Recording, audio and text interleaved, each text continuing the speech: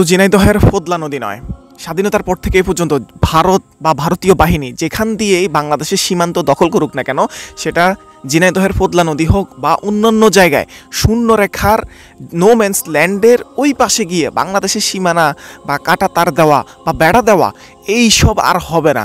এটা শেখ হাসিনার 15 বছরের আমল শেষ হয়ে গেছে, সেই আমল এখন আর নাই যে শেখ হাসিনা কিছু বলবে না, বা বললেও বিজিবির পক্ষ থেকে কেউ যদি ভারতীয় বাহিনীকে কিছু বলতো তাকে চাকরি থেকে অপসারণ করে দিত, তাকে গুম করে দিত, খুন করে ফেলতো। এই সময়গুলো এখন আর নাই, এই যুগটা এখন আর নাই। সুতরাং এখন কথা হবে, সম্পর্ক হবে সমানে সমান।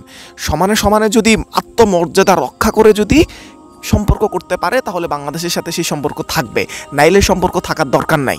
আমার সীমানা আইসা তুমি বেড়া দিবা, নো ম্যানস ল্যান্ডে আইসা তুমি বেড়া দিবা, আর সেই বেড়া বাংলাদেশের জনগণ মেনে নিবে, বাংলাদেশের বিজিবি মেনে নিবে, এটা কোনোভাবে হতে পারে না।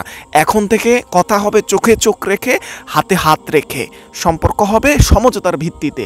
আগের মতো আগ্রাসনবাদী বাংলাদেশ একটা ছোট দেশ, বাংলাদেশের ক্ষমতা নাই ভারতের সাথে যুদ্ধ করার, বাংলাদেশকে দমিয়ে রাখবে, এই চিন্তা ভাবনাগুলো এখন আর করা যাবে না। ঝিনাইদহের পোদলা নদীর প্রায় 5 কিলোমিটার জায়গা দখল করে রেখেছিল বিএসএফ, যেটা 1961 সালের ম্যাপে বাংলাদেশের সীমানার অভ্যন্তরীণে পড়েছে, কিন্তু সেটা জোর করে দখল করে সেখানে বাংলাদেশি মানুষদেরকে গোসল করতে দিত না, যেতে দিত না, মাছ ধরতে দিত না। এখন এই বাংলাদেশের বিজিবি সেটা ম্যাপ 61 সালের আগে যে ম্যাপ করা হয়েছিল সেই ম্যাপ দেখে এবং স্থানীয় প্রশাসনের সহযোগিতা নিয়ে, সমস্ত কাগজপত্র বা ডকুমেন্ট নিয়ে সেই জায়গাটা ভারতের যে বাহিনী বা বিএসএফ, সে বাহিনীর কবজা থেকে উদ্ধার করে এখন বাংলাদেশের নিয়ন্ত্রণে এসেছে।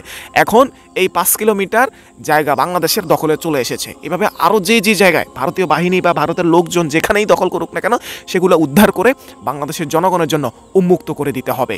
এবং কথা হবে চোখে চোখ রেখে, হাতে হাত রেখে, সমঝোতার ভিত্তিতে। কাউকে ডমিনেট করে দমিয়ে রাখার সে সুযোগ আর থাকছে না ভারতীয় বাহিনীর জন্য কিংবা ভারতের আগ্রাসনের জন্য।